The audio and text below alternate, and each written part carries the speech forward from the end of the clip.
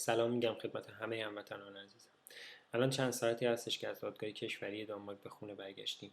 دادگاهی که منو محاکمه میکرد به جرم زدن تخم مرغ به پس کله علیرضا جباریان، منشی اول سفارت ایران در دانمارک، به دلیل فحاشی ایشون در روز تظاهرات به اعتراض کننده.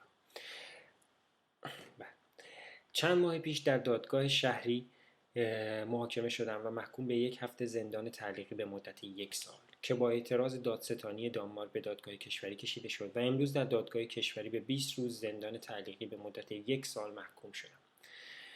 متاسفانه در پایان دادگاه وکیلم از من خواست که در این 1 سال تخم مرغ به سر و کله هیچ جاسوس و جنایتکار جمهوری اسلامی نکوبم که این کار بسیار دشوار و تنها چیزی که منو خیلی متأثر و ناراحت کرد در دادگاه اظهارات دادستان بود از صحبت‌های علیرضا جباریان که ایشون گفته بود که به خاطر برخورد این تخم مرغ‌ها به سرش در ملأ عام دچار مشکلات روحی شده و چند روزی نتونسته سر کارش حاضر بشه و جاسوسی کنه. من این رو نمیخوام مقایسه کنم با شکنجه ها و اعدام ها و کشتار هایی که در ایران شد در این چند وقت اخیر که آیا اینها باعث مشکلات روحی ما نشد یا ولی چیز دیگری که علیرضا از جباریان خواسته بود خسارت کت بود که کت که تخم مرغ ریخته بود. ما ایرانی های دانمارک تونستیم تو این چند ساعت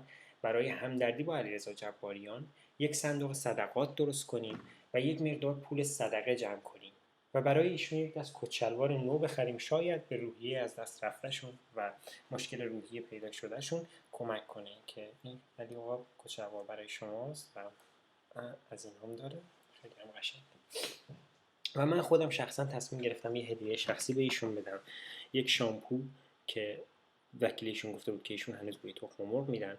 این شامپو علاقهشون رو به هم نوعانشون زیاد میکنه، 1 2 کمک میکنه به زیادتر شدن پشم و مو که من میدونم برای ایشون اهمیت خاصی داره، کلا اصلا علاقه خاصی به این مسئله دارن. و این بود عرایض بنده، عرض دیگه ای ندارم. خیلی ممنون.